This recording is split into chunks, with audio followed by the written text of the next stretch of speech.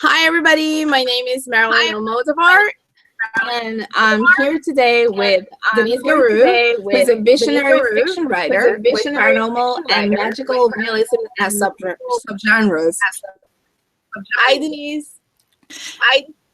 Hi, nice to be here. Yeah, I know that's a mouthful, isn't it? It's Yeah. but I think that's what we all do. We like to cross over into everything. And it's good to just get it out of the way. I read it, so I wouldn't just make a mistake in the middle of it. So let's start with that. How do you when you start your creative process? Do you go first to paranormal, to magical? Do you just start with a little idea and then just start from there?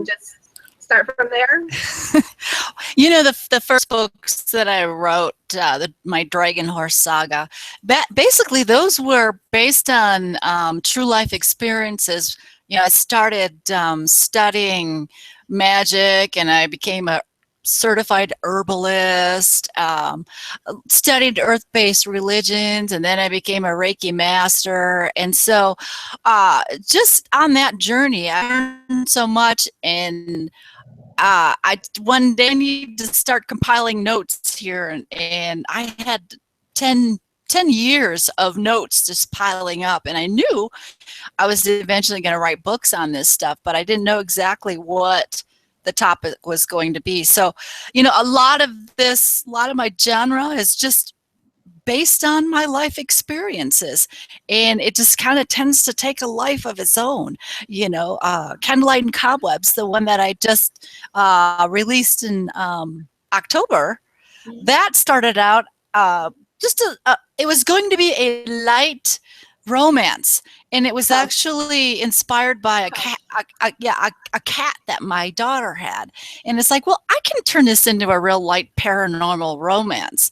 And well, it just blossomed into a really big, huge book. So so basically, I like to write about, I like to get out of the mundane world. To me, the mundane world to me is too boring. So, a lot of writers, they like to build the worlds that they want to live in. So I guess basically that's what I've done.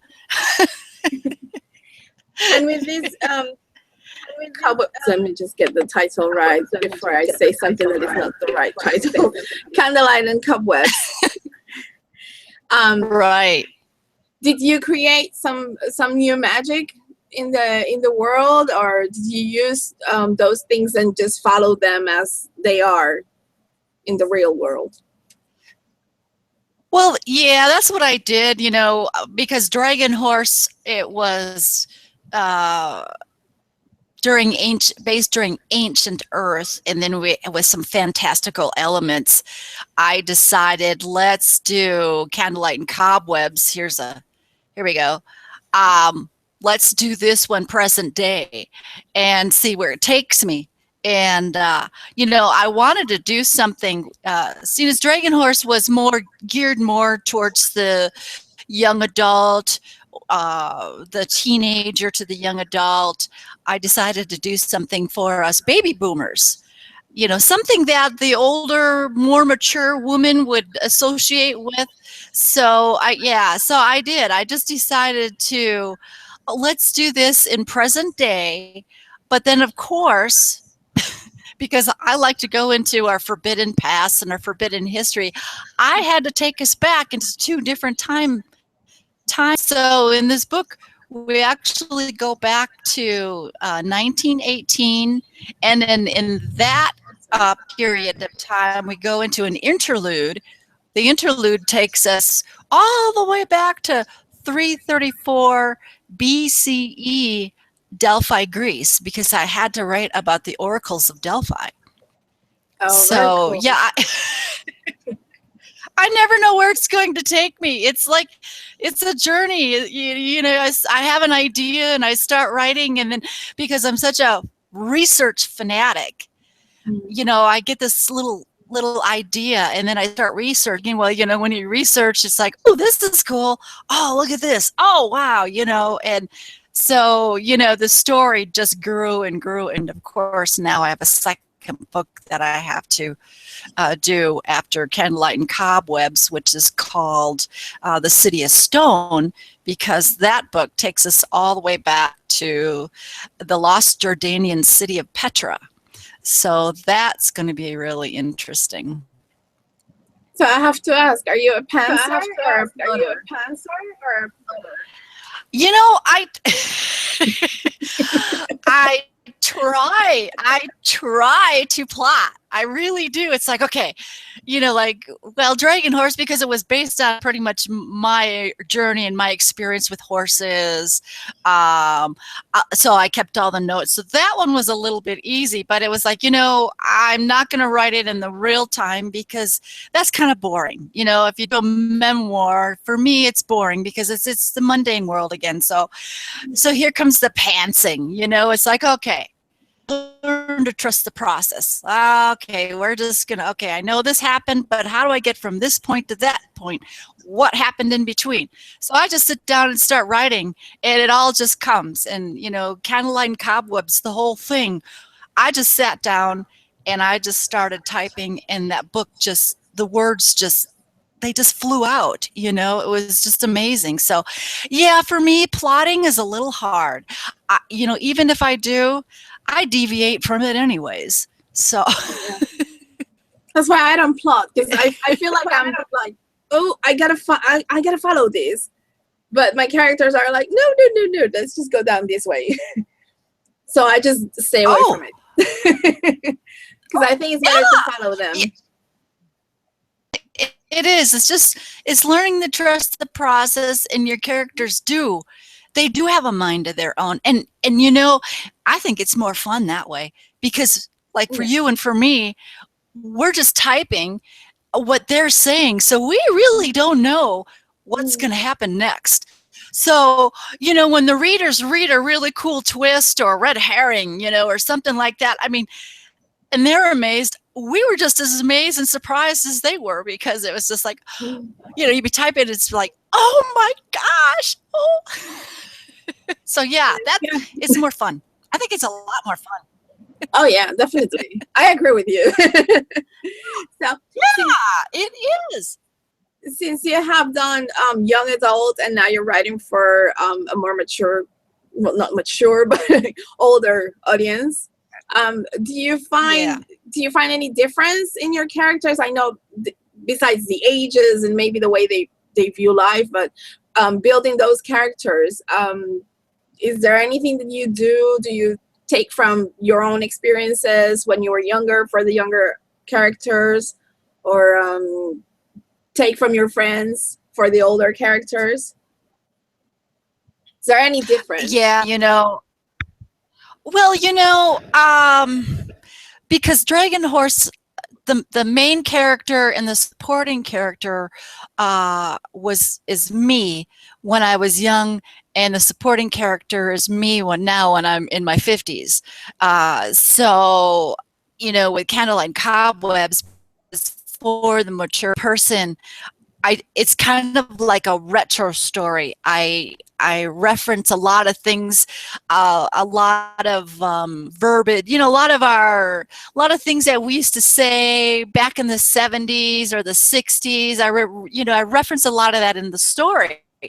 You know, and also this one has a little bit more sex in it, where Dragon Horse of a relationship and a romance.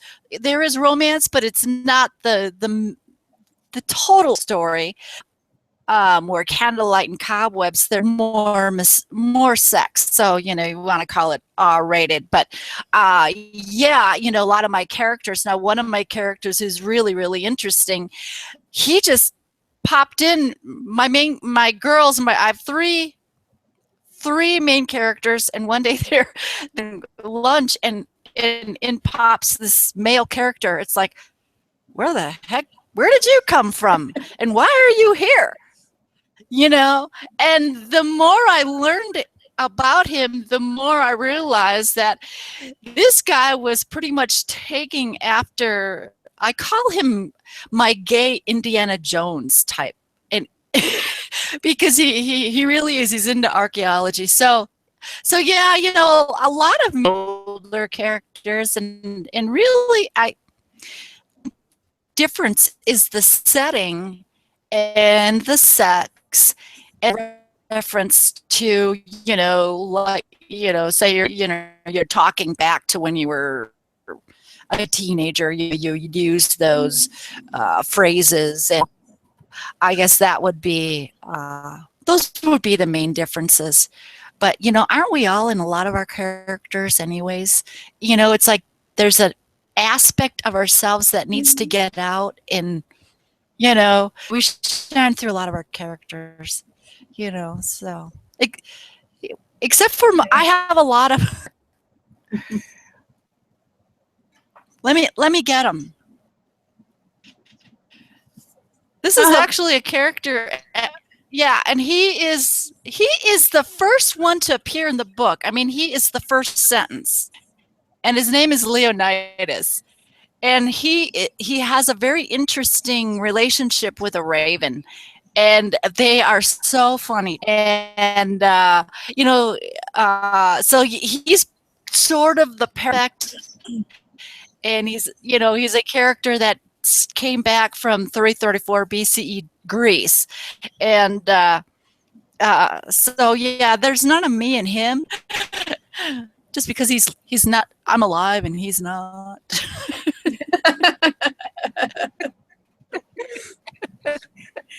All right, I want to move on a little bit to your process of how do you start writing the books. Where do you find inspiration? It's just the journey that I'm on. I mean, I love to research. I'm one of those people that I just have to know everything about the world, and I have to know.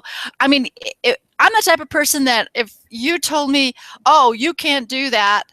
You're not supposed to do that," or "That ain't true," I'm going to prove to you that it is true, and yes, you can do that. So, I'm just involved in our history and our forbidden history. There's just so much forbidden history out there, and the more it's a taboo, the better I like it.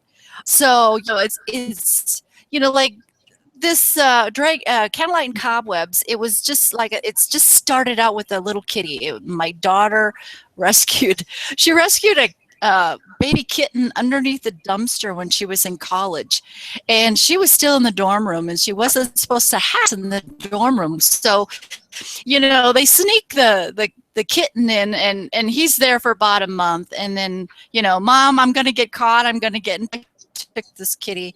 Well, the kitty had so much personality, and I just kept telling her, Whitney, you need to write a journal about this cat. And I kept calling him, he's a man in a cat suit. I mean, she would get ready to go on vacation or something, and she'd be packing her suitcase, and this cat would be taking her underwear and her bra thing out of her suitcase. So, of course, she doesn't read, and she does write some poetry, but I decided to do it myself. So, that he was inspired, from my journey, life experiences. And but because I wanted it to be paranormal, it was like, okay, what would be the paranormal aspect of this? Man in a cat suit. How do you write something about a cat, oh, okay, well, then it came to me, but of course I have to keep it a secret. You have to read the book to find out. Yes. And how long does it take you to write a book? The first book to my Dragon Horse saga, it was like 10 years of compiling notes. And once I sat down and wrote it, it took me about 7 months to just write the first draft. And that is about 120,000 words. Wow. So that's an epic novel. That's a full-size novel. And when I wrote the second one, that one took me about a year, and that one's another, it's about 120,000 words, 118,000 words. And so if nobody interrupts me and life doesn't get in the way, which it does, I can probably have the book start to release in maybe a year, a little more than a year, because I go through the process. You got to get it to the editor. The editor's got to do her stuff, and then it's got to come back to me. Then I got to do my thing, and then, so it takes a little over a year for a 120,000 word book. Now, if it was a novella, I could, if it was a novella, I could get 2, 3 of those done in a year, but I'll try that down the road. I don't know. Now I feel bad because it takes me about a year, and my books are not over 90,000 words, and I don't have to do research. Anyway. Well, it's. But it's just me, my kids are all grown and gone. Last year it took me a little bit longer because my husband had surgery. Men are big babies. Yeah. So, and of course he had surgery in the wintertime, and that's when I do majority of my writing. I'll sit and write 5-6 hours a day. And, when you got to take care of baby, it's kind of, you have a small child, so it's, you have to juggle your life, and for me, I have all day. All right. And since you use things that you've learned, I know you did Reiki as well, right? And you've researched into magic and all of these things. Do you write your story, and then when you're editing, then you start looking at it with a more critical eye, and then do a bit more research, or look into your research and see, does it sound okay? Does it sound real, truthful to what magic is? Or do you do the research before and then write your story? Yeah, I get a lot of my research done, and I like to practice things before I write it. And that, that's where you get into magical realism, because, when I write, I want the people to read it and go, oh yeah, I can see how that can happen. Mm-hmm. It's just, I don't like that cheesy kind of magic stuff, so I do a lot of practice. And so then I write it all. And actually, writing those scenes are the hardest thing for me to write. I procrastinate. I can write everything else. When it comes to those magic scenes, for some reason I just procrastinate, and I really, it's probably because I'm afraid that somebody's going to read it and go, well, she's full of shit.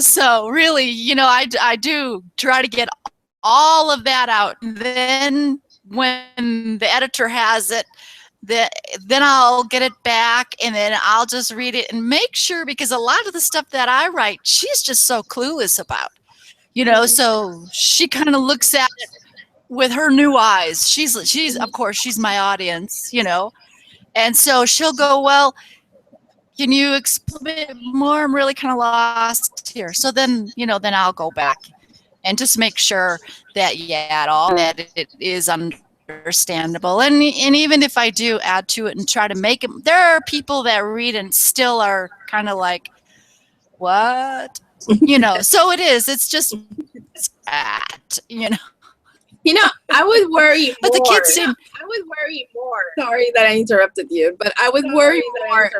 That's fine. People thinking that you can actually hex them, rather than you're full of shit.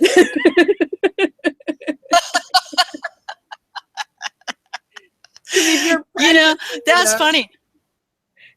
Yeah. Well, everything in my books it's all earth-based. It's all about healing, healing the earth, healing each other, healing animals, living harmoniously with the earth as a living, where most people don't think. They think earth is just a hard rock, and it's not.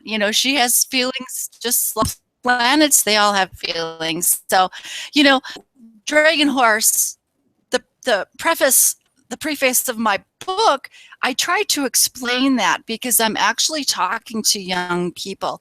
And I try to explain to them that if you're going to deal with magic, you know, there is a dark side and there's a light side of everything. So I want them to understand that if you're going to go out there and you're going to dabbling is really a bad thing. You really need to know what you're doing, and you really need to study, and you just don't go put things out in any kind of energy or anything out in the world, because if you put it out and there's no control, it just causes chaos, you know. So that's what I try to do with my book, you know, no hexing anybody, you know. And it's funny because my dad, he knows I do all this stuff, and he just laughs at me. I do healing, and he goes, well, I don't know if I would ever want you to heal me because, well, I'm afraid you might be able to read my mind. And so it's like, Dad, yeah, that kind of it doesn't work that way. Yeah, it doesn't work that way. I'm not going in and trying to read people's minds, or, you know, so, and besides, you know, what you get is what that person's spirit guide or angel wants you to get. You know, they are only going to let you know the information that's going to help you help that person. So, you know, it's all good stuff. I don't get into all that, you know, that's Hollywood. Just, they do it for sensationalism and for shock value. You know, they want everything to be black and dark and scary, and that is just so, it's so not fair, you know. So it's like, this is my answer to Hollywood. You know, it's not supposed to be like that. Exactly. It's really funny because you mentioned spirit guides and all these things, and I'm thinking like, that's the conversation I was just having with my mother, because we come from a family that were part of the spiritualism movement in Puerto Rico, spiritualist movement in Puerto Rico. And, you know, I grew up with all of those things being out in the open, and people being very open about, you know, you have people that walk with you from life to life and to help you. Some people call them angels, some people call them guardian angels, some people call them spirit guides. And it's fine, you know. And to know that there's people like you who are out there writing from that perspective without, you know, using it in a way to scare people, but just to let them know, okay, this is out there, and, you know, we should be very careful. And that's one thing I try to teach my kids: be very careful how you act, and how you act towards the earth, towards the trees, you know. They keep laughing because I tell them, like, I talk to the fairies in my garden. Don't kill my lavender plant. Oh, yeah. Because I know you don't like it, but just leave this one alone, you know. And just those things, because it's nice to have that respect, and for the kids to have it as well. Because maybe we wouldn't have the problems we have if more people respected it, you know. But yeah, I just love that. What does your family think about your writing? You know, my mom, my stepmother actually read my books to my dad because he falls asleep. So and so he really likes the stories, and, you know, he just likes my journey. You know, he's like, I don't understand a lot of what you do, you know, but it's funny because a lot of my heritage is, one side is Finnish and the other side is Bohemian. And so the Bohemian is the gypsy side.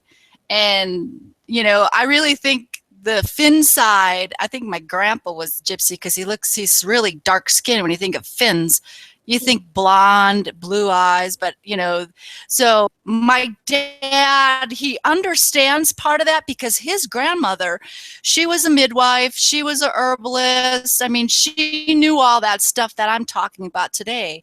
And it's kind of interesting. It took him to admit to his heritage until I started writing these books. So I had to figure out my heritage on my own. You know, I used to do a lot of meditations and journeys, and, you know, this spirit guide would come to me, and it's like this elderly woman, you know, is trying to teach me this stuff. And so when I started telling he's like, you know, he says, we are the Bohemians, we are gypsies. And I said, well, tell me. He says, well, you're just bringing up the horrible past, so for them, they're, like you said, it should be accepted. Well, for them, it wasn't accepted. And, and especially when they came in the United States, it really wasn't accepted. And, you had to be a Christian and all of that stuff. So a lot of that was hidden and, pushed away. Yeah. So I lost track of the question. Did I answer the question? Sort of. But yeah, I really, yeah. So yeah, for you, I'm glad that your family's doing that, because that's what I'm trying to do for these young kids. This isn't just, yes, Harry Potter is really, really popular, but it's not just Harry Potter. And I think because Harry Potter was because these young kids are looking for this, but they're looking for the real stuff, and people are not telling them about the real aspects of this. And so I think the kids need writers like you and like I to show them that there is a real aspect of this, and this is what it is. Yeah, it is kind of boring because it's not just bibbidi bobbidi boo. Yeah. And you have to work for it. It's a journey, and you have to work for it. And Marilyn, you and I could talk about this for hours. I just know it.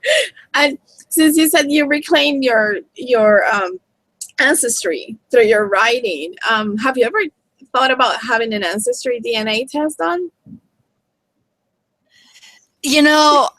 Somebody on my dad's side of the family did it, and the only thing I heard was we have somebody that was a well-known author that lived in Prague, and that's all I heard. So, I don't know.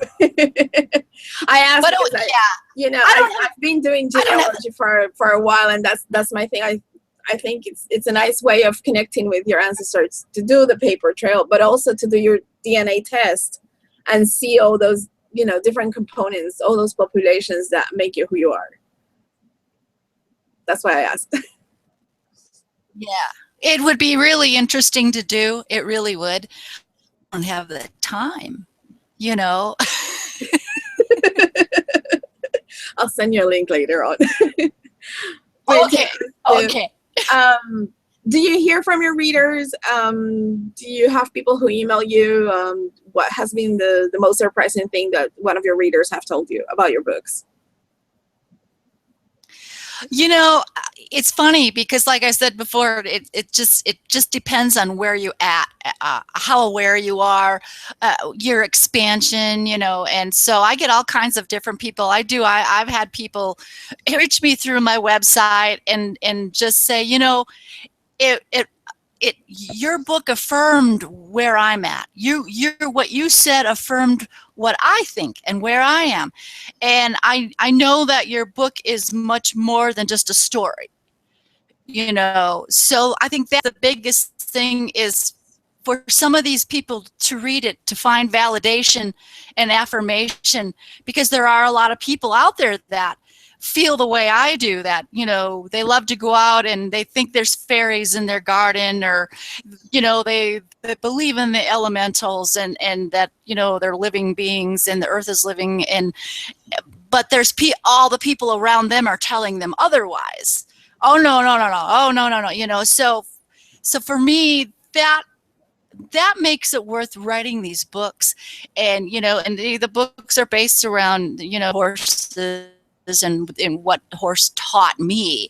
The horse taught me about compassion.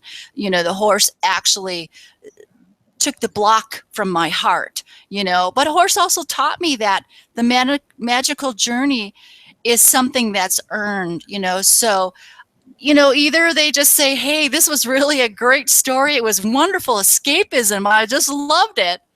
Or, like I said, the book validated where they were at. So it helped them to move forward in where they were at and just move forward on their journey. That's cool.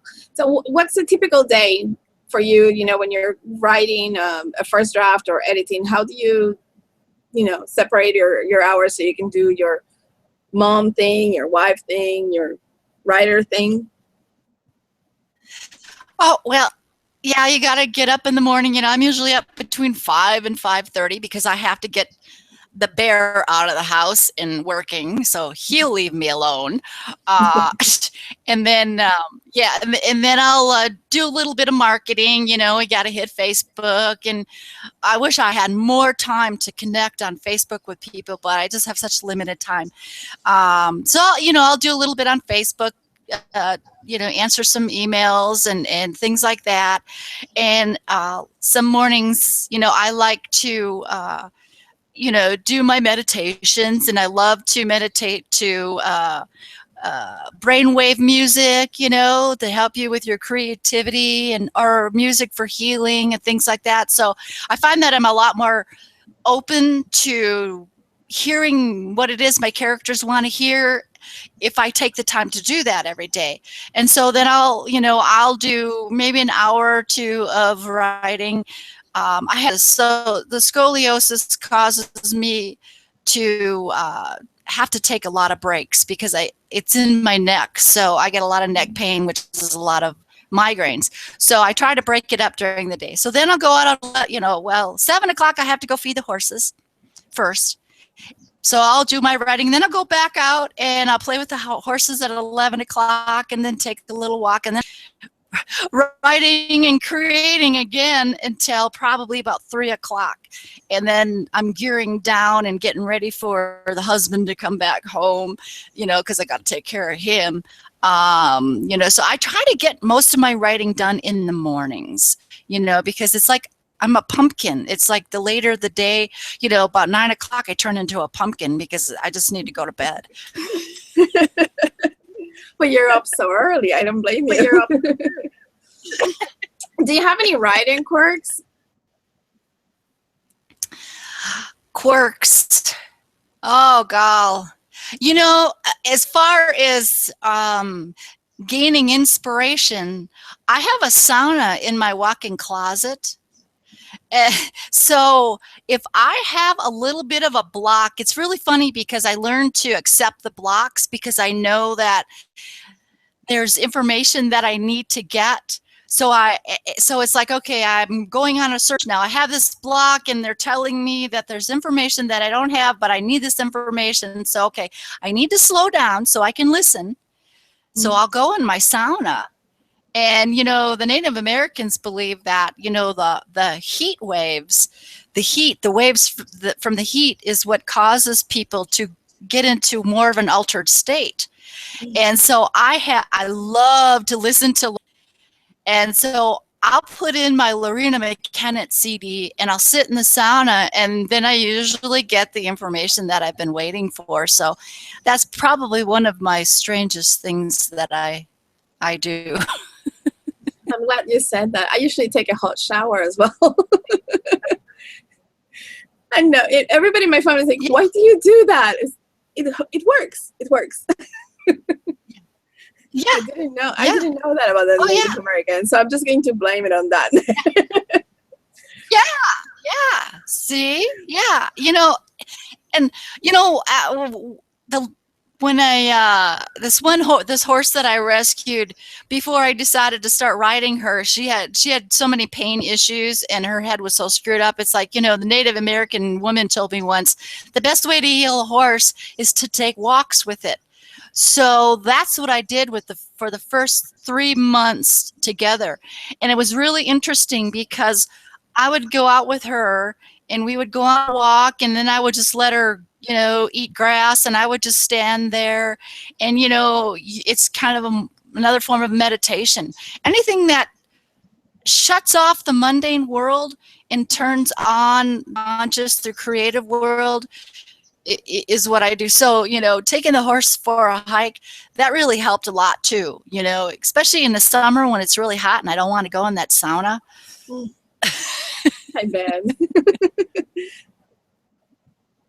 So do you write in complete silence, or do you listen to some music while you're writing, some period music, since you mentioned your novellas, your book starts in 1918. Did you research that music for you to get inspired, or do you write in total silence? Well, it depends.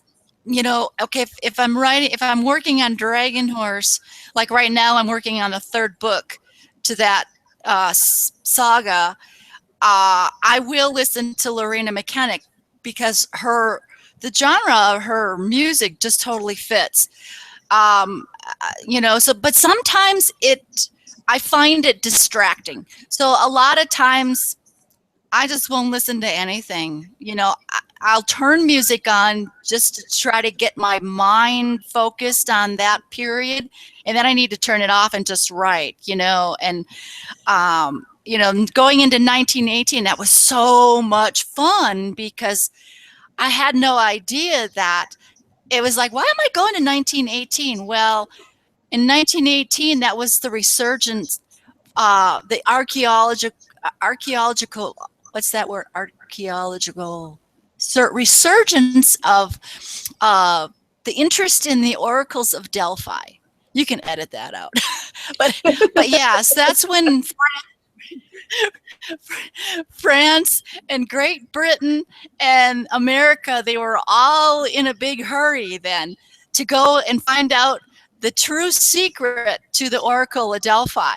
And so it's like, oh, okay, because here I am 1918, now I'm going to 334 BC, the oracles were still prophesizing. And, so, oh, okay, that fits then. And so it was really interesting and that was very great time of spiritualism too. The main character, her mother actually, did seances and she did tarot cards and everything because of course, the war was going on then, and a lot of these mothers were losing their sons, and they were trying to find a connection to their lost son, and though most of them back then were fakes, my main character's mother was not a fake. And you find out why, and the story just gets more involved and more involved. So, yeah, it's just an interesting process. It's like you after a while, I just learn the process, and when some information comes, it's like I just go with it. And I don't ever worry that I'm going to tie in at the end because it always does. It's so amazing and it's so much fun. I think since you let the story go and the characters tell you things, it's more organic than when you try to plot and follow like a strict set of rules that you've written about. Yeah. It is. Yeah, it really is. It is. The same story.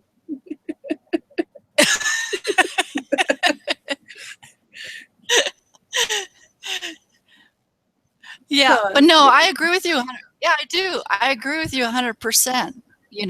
And you can't. The more you try to control the story, and the more you try to control your characters, the stiffer the story is. I'm reading a book right now, and I'm not going to say the title.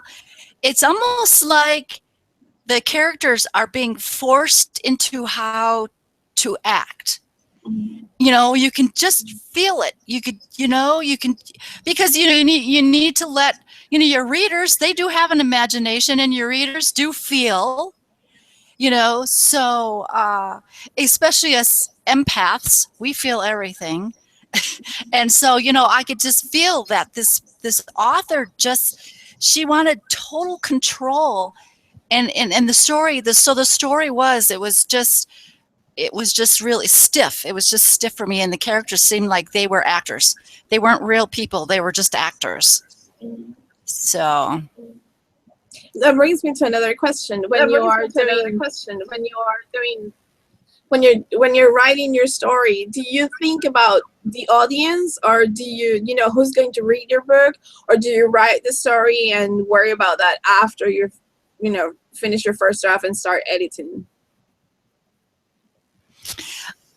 It's a little bit of both. I think of my audience, but sometimes the subjects that I write about are over a lot of the readers' heads. and maybe a little bit more, you know, when you get into magical realism, yeah, we can try to write based on what I think is really going on out in their world. But I kind of hide behind the genre, you know, okay, this is fantasy, this is sci, you know. So I do a little bit, but man, you know, when you sit down and start writing and it just comes out, you just got to let it come out. And then, you know, I know that there's always going to be readers that are not going to get it, or readers that are going to think the wrong way or not like what I write, and that's fine. You know, there's plenty of other books out there, you know, so it's kind of like art. You know, you have to think about it like art. Okay, if somebody doesn't like it, well, yeah, of course, it's subjective. It's what they like and where they're at and what they're interested in. So, you know, I guess if we really had to really worry about our readers, then our writing becomes a job. And I don't want this to become a job. This is just too much fun. I know, right? And it's so much better as well. You're not stressed out.